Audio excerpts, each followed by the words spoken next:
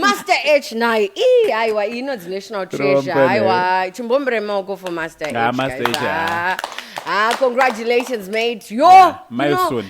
Imagine kuti munhu aipisa ka Master H nofunga kwachitori kana madiapers shango vachimhanya nacho zvazvokuti unotoona even performance yaMaster H ka iri inspired by shango obva wazoita collabo nemunhu ye pakaipa guys vati munhu aipisa aipisa yes aipisa nguva aiwa zvamemanje hapana asiri kuzviziva kuti shango Master H vakatonomutsawo shango boza havanga wapera zvokuti nyamukada kubvunza ma2000 avatowaziva shango apa ndaona azopisa manje skapa mukucongratulate Master H because akaskupa international collaboration ine kana kuti akamutsa zvitunhu indiri kucongratulata vese I'm just celebrating the collaboration yega kutongoti kuvapo kwayo kuitika kwayo tikwedza kuti we are fusing an old generation with a new generation to create ka avenue kekuti zvisangane because obviously ama2K avazive shango but isusu kuboarding taitorova burn up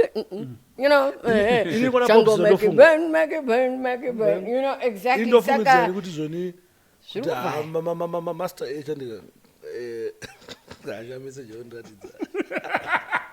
Mana. Tritezere bana. Kuita basa kumani. Tritezere bana. Unatauri. It's okay. Ndikuti ini ndika. Obvious Master H ana zvaanodzidza. Sio pakana aenda ku Jamaica.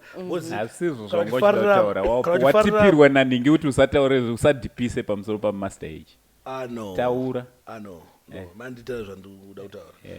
Ndikuti ini ndika Master H andika kuenda ku Jamaica. And obviously ano experience something akambono performa na shango ikoko ana zvinhu zvaakanodzidza saka samwe zvakamunakira but takuti azviku Zimbabwe kuti collabiro roro rikutomutsa shango muno muZimbabwe because shango apera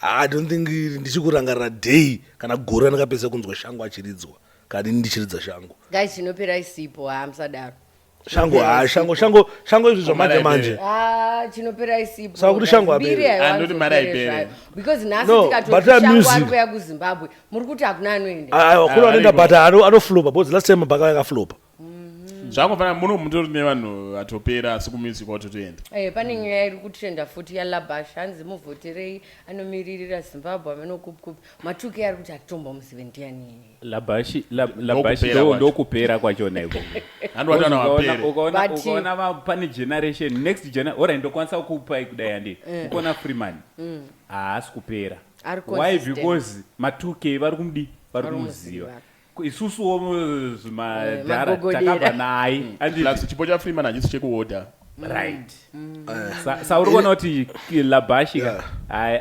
anonma once off haisingori ignorance here because ukapinda kana isusu tinopinda munight life umu every club akupere munight life akupere kusina mboridzwa kakandiona ndakamecha sasmart kakati rasta saka kusangoziva I think ignorance because song toitamba you have to wait kuti night life ikwane kuti uzonzwa